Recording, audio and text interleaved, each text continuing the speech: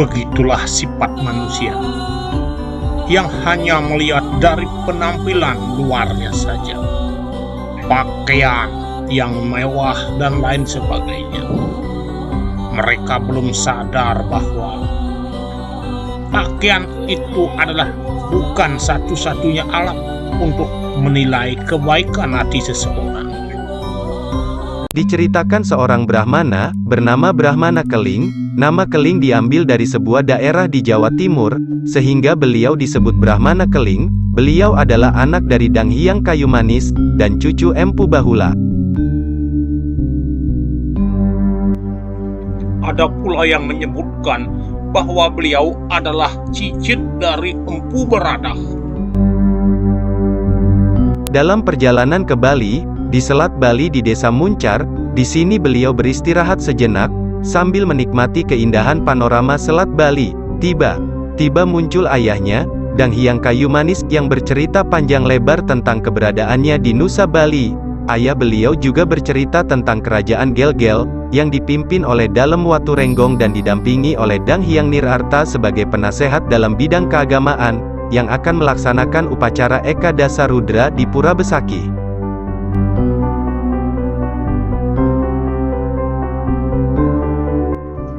Upacara Eka Dasa Rudra merupakan upacara yang diselenggarakan di Pura Besaki setiap 100 tahun sekali.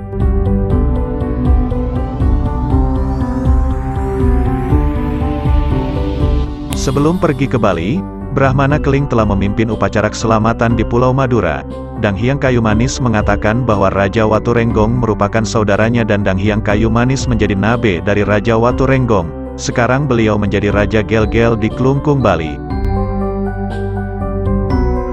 Brahmana Keling pun mendengarkan apa yang dikatakan ayahnya, kemudian melaksanakan. Setelah mendengar pesan ayahnya, Brahmana Keling pun menuju Bali. Kini Brahmana Keling ingin menemui Raja Waturenggong di Puri Gel-Gel Klungkung. Beliau sangat kelelahan karena telah menempuh perjalanan jauh. Namun sayang, setiba di Puri Gel-Gel, Brahmana Keling bertanya kepada pengawal kerajaan.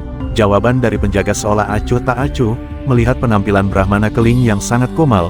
Bahkan para penjaga meragukan bahwa ada orang yang mengaku-ngaku keluarga raja, karena dengan mengaku keluarga raja supaya dihormati mendapat perlakuan seperti raja. Dasar manusia gila, begitu kata pengawal, karena Puri Gel-Gel dalam keadaan kosong. Sang raja dan Dang Hyang Nirarta sedang ada di Pura Besaki. Brahmana Keling dengan wajah lesu karena telah menempuh perjalanan jauh. Pakaian yang digunakan pun semakin lusuh seperti layaknya seorang pengemis, walaupun sesungguhnya beliau adalah orang suci dan sakti. Brahmana Keling pun menuju Pura Besaki, menemui saudaranya Raja Waturenggong dan Dang Hyang Nirarta. Pura Besaki dijaga oleh para pepati dan Dana Mantri. Melihat kedatangan Brahmana Keling, wajah mereka pun sangat sinis. Karena orang kumal ingin menemui raja, keinginan Brahmana Keling untuk bertemu saudaranya dihalangi oleh para penjaga dan pepati. Karena raja sedang melangsungkan upacara dengan Dang Hyang Nirarta. Terjadi adu mulut, namun Brahmana Keling selalu mengalah. Begitulah sifat manusia yang hanya melihat dari penampilan luarnya saja, pakaian yang mewah dan lain sebagainya. Mereka belum sadar bahwa pakaian itu adalah bukan satu-satunya alat untuk menilai kebaikan hati seseorang.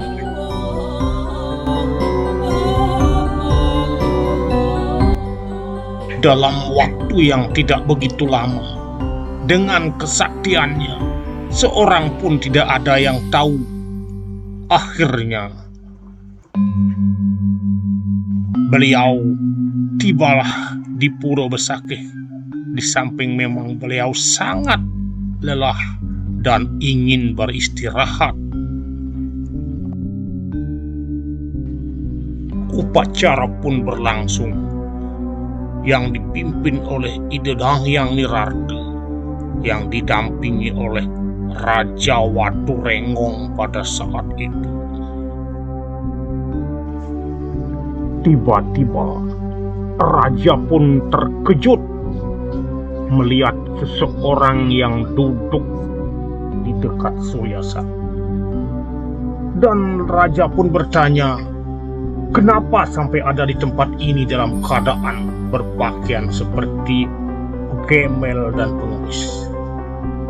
Lalu Raja Waturenggong pun mengusir orang itu karena beraninya masuk pura.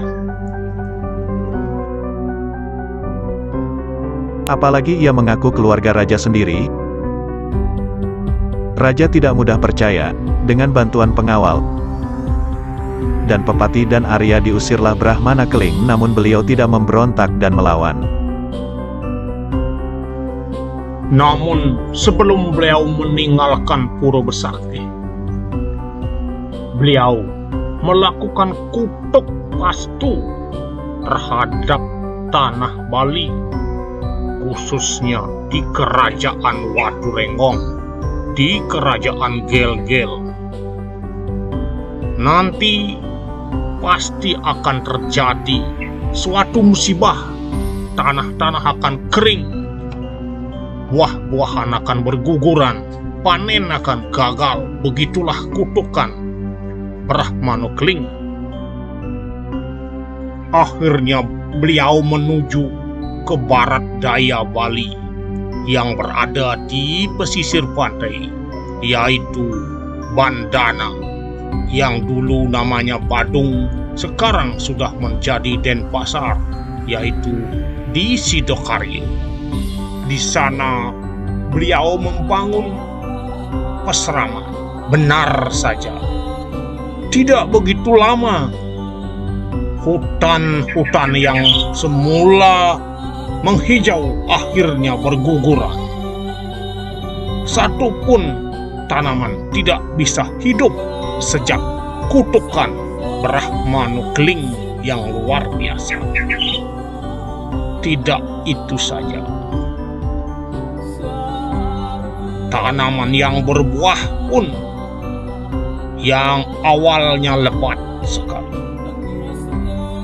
dengan tiba-tiba menguning. Sepertinya kutukan beliau sangat tepat. Hama menyerang tanaman hingga terjadi kemiskinan. Karya Eka Dasaludra pun tidak bisa dilaksanakan karena penunjang, upakara dan upacara semuanya sudah rusak. Akhirnya raja memutuskan untuk memanggil kembali saudaranya yang disebut dengan Brahmana Keling untuk diajak ke Pura Besakih. Dan di sanalah beliau diuji bila benar keadaan pulih seperti semula. Maka beliau diakui sebagai raja, dan pengikutnya pun sangat setia. Dari saat itulah setiap orang di Bali memiliki atau mempunyai upacara besar, selalu tangkil ke Pura Sidokarya, bahwa di sanalah dulunya Brahmana Keling berstana. Tanah kembali subur, hutan-hutan pun tumbuh kembali. Kemudian semuanya tumbuhan berbuah kembali berbuah. Oleh karena itulah, disinilah akhirnya dalam Sidokarya itu adalah tempat masyarakat Bali lunas tirta, dan terjadilah akhirnya karya Eka Dasaludra itu yang dilaksanakan di Pura Besakih berlangsung dengan baik dan lancar.